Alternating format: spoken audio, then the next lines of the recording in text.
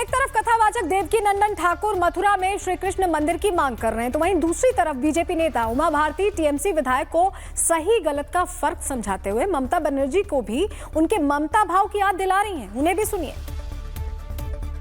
उठाने वाले आदमी की कोई हैसियत तो है नहीं, वो एक विधायक है टीएमसी का, और टीएमसी के नेताओं ने कोई उसका समर्थन किया हो ऐसा मुझे लगा नहीं। वहाँ की मुख्यमंत्री चुप्पी साधे हुए हैं, लेकिन ऐसी चेष्टा करना ठीक नहीं है और इस चेष्टा को तुरंत रोकना चाहिए। मैं किसी व्यक्ति के नाम पे भी इमारत बनती है तो कोई दिक्कत नहीं होती, लेकिन 6 दिसंबर का चयन अगर आपने किया हो, एक विशेष नाम आप इस्तेमाल कर रहे हो, तो इसका मतलब है कि आप पूरे देश में माहौल खराब करना चाहते हो। तो या तो क्लियर करो कि बाबर कौन है, ये वो वाला है कि ये वाला है, कौन सा वाला है। क्या तुम मतलब घर परिवार का कोई व्यक्ति है तो क्या घर परिवार के व्यक्तियों के नाम पे ऐसी इमारतें बनती है?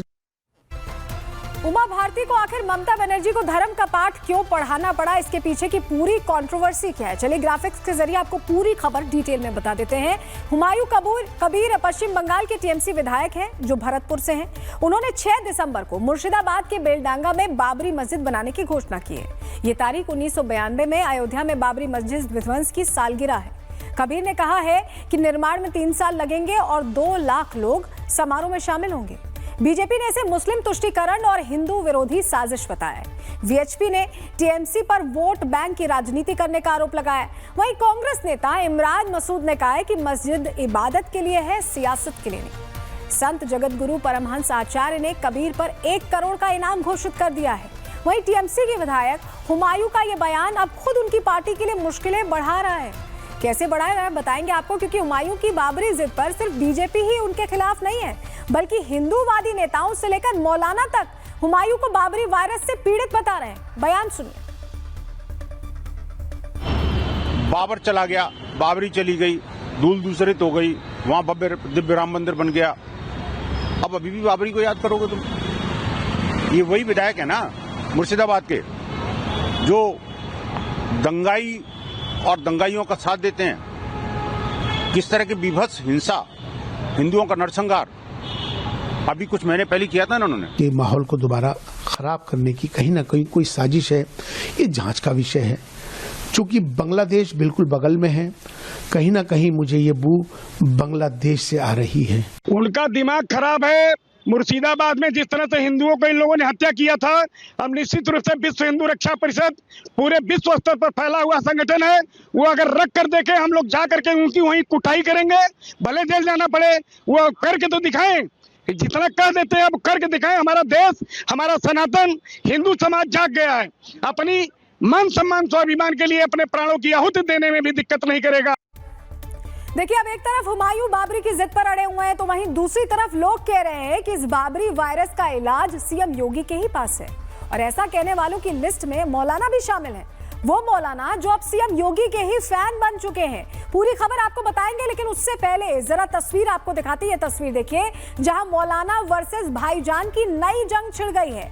मौलाना मदनी को असदुद्दीन ओवैसी ने रडार पर ले लिया है। अल फलाह के लिए मदनी के आंसुओं पर ओवैसी आग बबूला हो गए हैं। साफ कह दिया है उन्होंने कि जो मुल्क का दुश्मन है वो हमारा दुश्मन।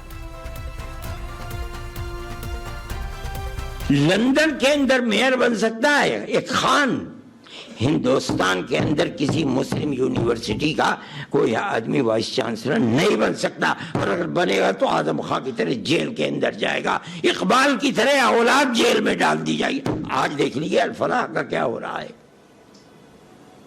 जेल में पड़ा हुआ है और कितने साल जेल के अंदर गुजरते हैं नहीं जानता कोई आदमी। यहाँ पर यह भी कहना जरूरी है कि जब वतन की मोहब्बत की बात हम करते हैं तो जो तालीम इदारे मुसलमानों ने कायम किए, अगर कोई उस तालीम इदारे में बैठकर बम बनाने की साजिश करता है तो हम उसकी भी मजम्मत करते हैं।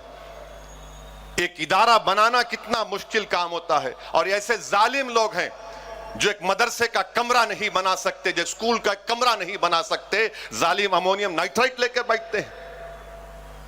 14 लोग मारे गए, मुसलमान भी मारे गए, हिंदू भी मारे गए। तो ऐसी जहनियत के लोगों के खिलाफ भी हमको इनकी खुलकर मजम्मत करनी चाहिए। ये जो मुल्क का दुश्मन है वो हमारा दुश्मन है। तो सुना आपने, अब एक तरफ ओवैसी ने मौलाना मदनी की जमकर क्लास लगाई है, तो वहीं दूसरी तरफ बरेली के मौलाना शहाबुद्दीन बरेलवी भी पीछे नहीं रहे। उन्होंने भी मदनी को देशभक्ति का पाठ पढ़ा दिया है। मदनी साहब हिंदुस्तान की मशहूर शख्सियत हैं और जमीयतुल उलमा के अध्यक्ष हैं। उनके बयान से मैं इत्तफाक नहीं रखता हूँ। उन्होंने जो कहा कि मुसलमानों को टारगेट किया जा रहा है, तो मुसलमान भारत में आज़ाद है। आज़ाद भारत का वो आज़ाद मुसलमान हिस्सा है। तो अब एक तरफ देश में मौलाना वर्सेस मौलाना की जंग छिड़ी हुई है, तो इन सब के बीच मौलाना मदनी घिरते हुए नजर आ रहे हैं, क्योंकि घेराव एक तरफ से नहीं बल्कि हर तरफ से किया जा रहा है। मौलाना एक तरफ से मदनी पर हमलावर हैं, तो वहीं दूसरी तरफ से जैन और हिंदू धर्मगुरु भी मदनी को सही और गलत का फर्क समझा रहे हैं। बात करते हैं, अरे इस भारत देश के राष्ट्रपति हुए एपीजे अब्दुल कलाम, इस भारत देश के जो है राष्ट्रपति हुए हैं, तो ऐसे के अंदर जो है इस तरह की बात करना ये बचकाना बात है। और ये वैसी बात तो उन्होंने जब रामलीला मैदान में भी की थी, तब मुझे जवाब देने का मुझे खड़ा होना पड़ा था उस सर्वधर्म सम्मेलन में। ये देश में एक ही कहना चाहूंगा, ये देश अब्दुल कलाम को राष्ट्रपति बनाता है क्योंकि वो राष्ट्र के भक्त हैं। मदनी साहब को दिखाई नहीं पड़ता है कि इस देश का राष्ट्रपति अब्दुल कलाम साहब हुए। आप उस तरह का भाव तो रखो राष्ट्र के प्रति। हम आपको सिर पर बिठाएंगे। यदि आप डॉक्टर बनकर के बम फोड़ेंगे तो फिर शठे शाठ्यम समाचरित, फिर हम आपको आपके साथ उसी तरह से पेश आएंगे। हम कायर नहीं हैं, हम केवल सहन कर रहे हैं। इसका मतलब हम कायर नहीं हैं। महाभारत की लड़ाई इसी देश ने लड़ी है। देखिए, मौलाना मदनी की हर तरफ से आलोचना के पीछे की वजह उनका वो बयान है जिसमें उन्होंने मजहबी कार्ड खेलने की कोशिश की थी। पूरा मामला क्या है, ग्राफिक्स के जरिए आपको बता देते हैं। कहा क्या था, दरअसल मौलाना अरशद मदनी ने मजहबी कार्ड खेलने की कोशिश की। जमीयत उलेमा हिंद के अध्यक्ष हैं मदनी, हम आपको बता रहे हैं डिटेल इस पर। 22 नवंबर को दिल्ली में एक प्रेस कॉन्फ्रेंस में उन्होंने ये बयान दिया। कहा कि भारत में मुसलमान वीसी भी नहीं बन सकते। वाइस चांसलर अल फलाह के समर्थन में मौलाना मदनी यहाँ ये बयान देते दिखाई दिए।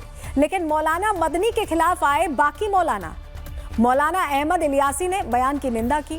कहा कि अराजकता फैलाने वाले आतंकवाद का समर्थन कर रहे हैं। बीजेपी ने इसे आतंकी बचाओ जमात बताया। कांग्रेस ने समर्थन किया एनएचआरसी के कानूनगो ने इसे रेडिकल बताया। और अलग अलग मौलाना ये कह रहे हैं, यहाँ की तक कि ओवैसी ने भी ये कहा कि इस तरह के बयान नहीं होने चाहिए। मौलाना का ये मजहबी कार्ड ही आज उनके लिए मुसीबत की वजह बन चुका है।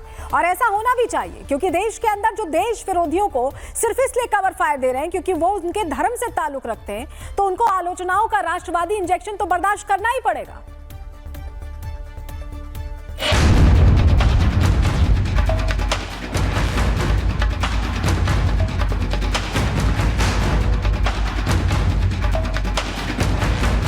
आतंकवादियों और इस्लामिक जिहादियों को कवर फायर देने वाले मौलाना अरशद मदनी के बयान पर देश में घमासान मचा हुआ है। दिल्ली में धमाका करने वाले आतंकियों के लिए मदनी ने हमदर्दी जताई, लेकिन जान गंवाने वाले परिवारों को सांत्वना वाले 2 शब्द नहीं निकले। बीजेपी ने कहा कि इस देश को कलाम चाहिए। कलाम की सोच अगर हम आगे बढ़ाएंगे तभी मुस्लिम वर्ग का भला होगा। लेकिन जिस सोच को खाद पानी दिया जा रहा है, उससे जिहादी मानसिकता को बढ़ावा मिलेगा।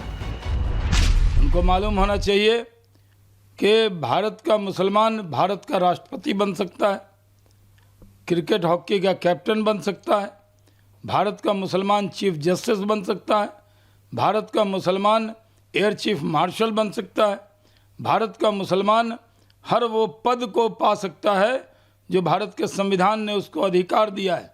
और इसकी बहुत सी मिसालें रही हैं। लेकिन ये कहना कि कहीं का वाइस चांसलर नहीं बन सकता, ये बहुत गैर जिम्मेदाराना बयान है। मौलाना अरशद मदनी को माफ़ी मांगनी चाहिए। ये मदनी साहब कतई भारत देश की तरक्की नहीं चाहते, समाज की तरक्की नहीं चाहते, और ख़ास तौर पे मुसलमानों की तरक्की तो एकदम ही नहीं चाहते। आज आतंकवाद के खिलाफ इस देश को एकजुट होकर लड़ने की ज़रूरत है। ऐसे समय में मौलाना साहब के ऐसे बयान साफ दर्शाते हैं कि उनको आतंकवाद को रोकने में कहीं कोई इंटरेस्ट नहीं है।